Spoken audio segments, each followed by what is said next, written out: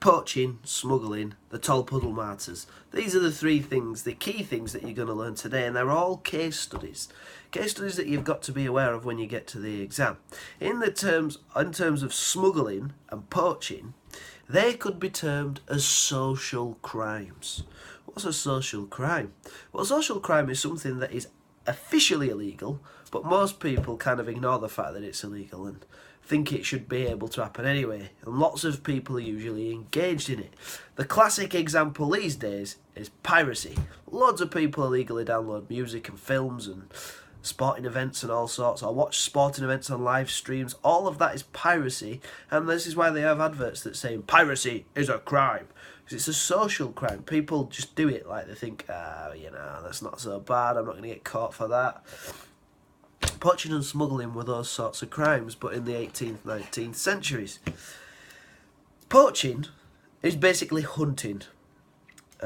Either hunting on somebody else's land that's not yours, which is the most common, or hunting on your own land. Now, that might seem a bit weird. Why could you not hunt on your own land? Well, it was actually illegal to hunt on your own land unless your land was worth more than £100 a year, which was a fortune at that time. So you can see why the people who owned, like, maybe land that's worth £95 a year were like, this is ridiculous, I'm going to hunt on my own land, and did it anyway. Some people poached because they were so poor that it was a way to supplement their diet, or a way to get a little bit more money. You know, if you caught and killed some rabbits, then you could sell it on the black market, which is, you know, selling things illegally underhand. There's no tax and there's no regulation, that sort of thing. But yeah, it was such a problem because people thought the laws were ridiculously unfair. The Black Act of 1723 said that anybody found armed, disguised, or with blackened faces in a hunting area was to be assumed to be poaching, and the punishment for that would be execution. So, you know, it ties in with the Bloody Code, which was going on at the end of the 17th century into the 18th century, where loads of crimes were punishable by death. People hated this, so many people were engaged in poaching, and they thought it was ludicrously unfair that the rich could hunt and the poor weren't allowed, especially when the rich don't need to hunt. They're doing it for fun, whereas some of the poor people are doing it because they're so poor they need to make some more money or they need to get something to eat. Smuggling. Give you an idea of how many people were involved. It was reckoned that in the mid-18th century, so like the 1750s, 20,000 people were active smugglers. They were involved in 20,000 people. And there weren't many customs officers to police them. So the customs officers were the people who controlled who came in and out of the country with what products and what tax should be paid on those things. But there weren't enough customs officers to deal with the 20,000 people involved in smuggling. And on the coast, it could be whole towns and villages that were involved in it. So even if the customs officers turned up and started asking questions, everybody's like, I don't know who's involved, because they're all engaged in it. They're all working as a big gang sometimes, or they know people who are working as smugglers. So they're not interested in shopping people and telling them. Shopping people, by the way, is when you, like, what would you call it? Snitch. Yeah, when you snitch on somebody. So yeah, smugglers, loads of people are involved in it. So what happens if you bring something into the country now to sell? You have to pay a tax on it. You have to pay duty, import tax. And it was the same then. If you imported tea, which we can't grow here, when it arrived in the country, you had to pay tax on that tea. But if you could smuggle it in illegally, then you didn't have to pay the tax, which meant you could get a bit more money selling it. Ordinary people would be happy about paying for this illegal tea, because also it was cheaper than the normal tea, because people didn't have to take into account the taxes. It's all done illegally. The government doesn't see it. So, and at this time when there's increasing population and demand for things like tea, you know, tea's a classic, but there's also tobacco and, you know, sugar, things that we cannot get in this country, we cannot grow it.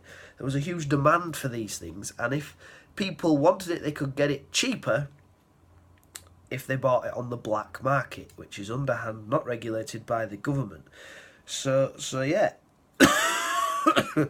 Again, they tried to use the bloody code to try to stop this. So with poaching, social crime, loads of people did it. They tried execution for poachers. They executed people, but people still did it. The bloody code was not working. The threat of execution as a deterrent was not working. For smuggling, exactly the same thing. The Duke of Richmond tried to take on the smuggling gangs. 35 smugglers were hanged and a further 10 died in prison. Yet, like 20,000 active smugglers didn't really stop it. It was so difficult to stop because so many people were either smuggling or buying things off the smugglers for cheaper than they get it elsewhere. So they were not interested in trying to tackle this crime. And it's not like if there's a murderer on the loose and everybody's thinking we must catch this murderer and everybody's joining in to help. In this case, everybody's thinking, well, we don't want the smugglers to get caught because we're going to have to pay more for stuff. So, you know, poaching, smuggling, social crimes. Now, the Tolpuddle martyr's a little bit different. Have you ever been punished for something way harsher than you think you deserved? And it drives people mad. Well, the Tolpuddle martyrs were basically farmers who worked in a nice countryside village for a wealthy landowner who paid them a certain amount of money to do their job on the farm. And they kept cutting their wages. This wealthy person kept cutting their wages. And obviously, eventually, they become a point where they're like, no, we can't take this anymore. So what did they do? Well, they went on a bit of a protest. And they went and asked their employers to give them some more money. And the employers refused and cut their wages again. As if to say, don't you dare come here asking me for more wages. So the labourers joined together and formed a union called, the nicely named, Friendly Society of Agricultural Labourers. So they all joined together and it was supposed to be a secret society, a secret oath. But before they could do anything like go on strike or try to campaign for stuff, even though it was secret, the wealthy landowners heard about it and decided to try to stop it there and then. And they couldn't find a legal reason to stop it. It was perfectly legal to have a trade union. So they went with the secrecy bit being illegal. And there was actually a law against sailors taking secret oaths. I noticed that's sailors, and these are farm labourers. But the government altered the law to make sure that it could include all secret oaths. So they changed the definition of the crime after the Tolpuddle martyrs had done the secret thing. So this is an example of the government changing law and order for their own ends. Why did the government care? Well, who were the wealthy landowners in the land? The politicians were often wealthy landowners, so it was in their interest to make sure these poor people don't get ideas above their station, because it could lose their money. So they changed the law to make it against the law to have secret oaths. And the judge said that all of the Tolpuddle martyrs were to be transported for 7 years to Australia. And then off they went. So, and everybody in the country, pretty much, all the poor people certainly, united against this, said this was ridiculous, that they were being forced over to Australia. You know, when the men got there, they had to walk 150 miles to work. I don't really understand it. You couldn't walk 150 miles in a day. So I guess they probably got there and had to walk to the farms where they would work. Yeah, there we go. That's what you had to do. So once they landed, then they had to walk to where they had to work. And that's 150 miles. Thomas Standfield, one of the Tolpuddle martyrs, was 50 years old. You know, he's not a young man. And he's being forced to do it. In Australia, where it's ridiculously hot as well. In Britain, people were going mad. They were saying these men were just doing something for themselves, and the wealthy are just being mean, and it's totally unfair. And these people were martyrs. They were standing up for trade unions, they standing up for poor people everywhere who had a right to join in groups to campaign against the unfair things the wealthy people were doing. And there was a meeting in London in which 25,000 people turned up, and there was a petition of 250,000 signing for the Tolpuddle martyrs to be released, and eventually they were.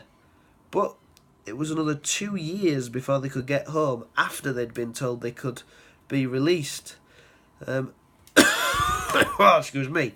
And it was another 20 years before the whole trade union movement started to recover again, because it damaged trade unions. It sent the message from the wealthy people to the poor that you cannot gang together in a trade union and campaign for better wages. So it cut back the trade union movement, as it says in the textbook here, by 20 years.